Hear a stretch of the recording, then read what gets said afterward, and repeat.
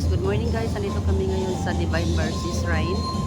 Mag-attend po kami ng Holy Mass po. Ngayon kasalukuyan pong sumasayaw po ang mga kabataan dito para handog po sa mahal na Sino Santo Niño po.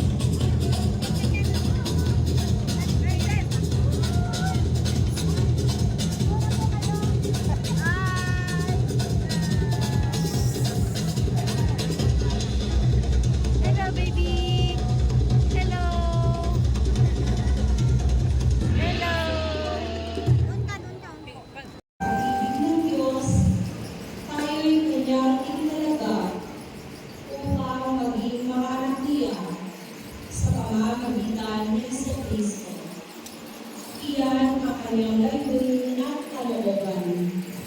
Purihin natin siya dahil sa kanyang kahamahang pagdating sa atin sa pamamagitan ng kanyang minamahal na anak. Kaya nga, mula na magalitaan ko ang tungkol sa inyong pananalig sa Panginoong Jesus at ang inyong pag-ibig sa lahat ng hinirang. Walang buhay ang masasalamat ko sa Diyos para sa inyo. Inaalala ko kayo sa aking pananalangin at hinihiling sa Diyos ng ating Panginoong Jesucristo, ang dakilang Ama, na pinagkalooban niya kayo ng Espiritu ng karunungan at ng tunay na pagkakilala sa Kanya.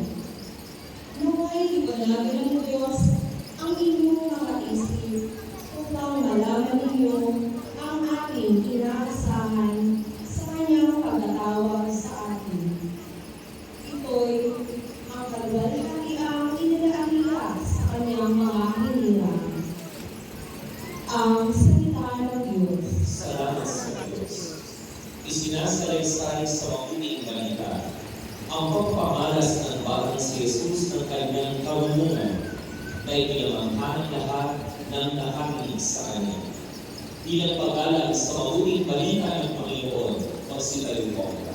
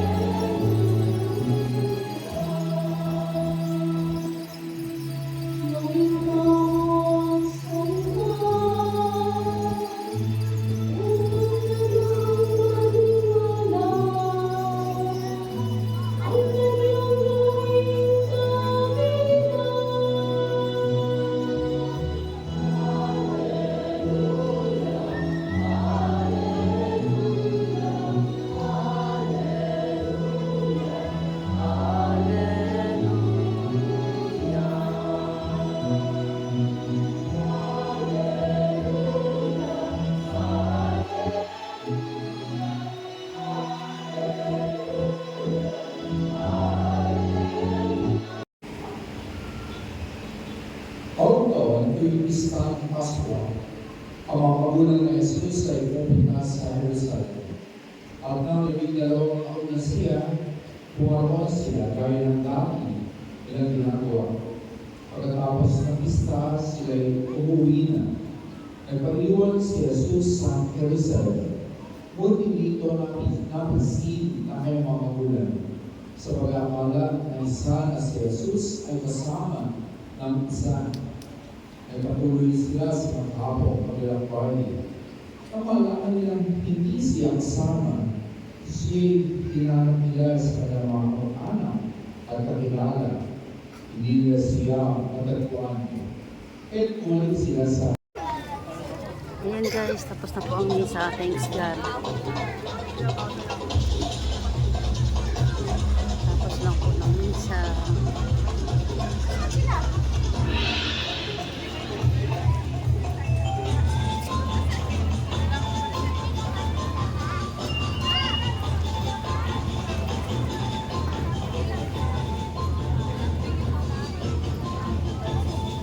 Po mga candles.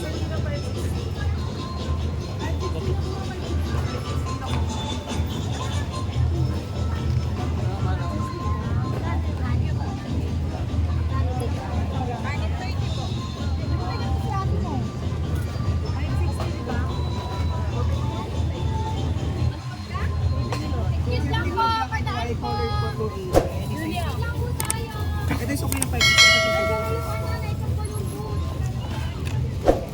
Yun po mga souvenir po na t-shirt guys.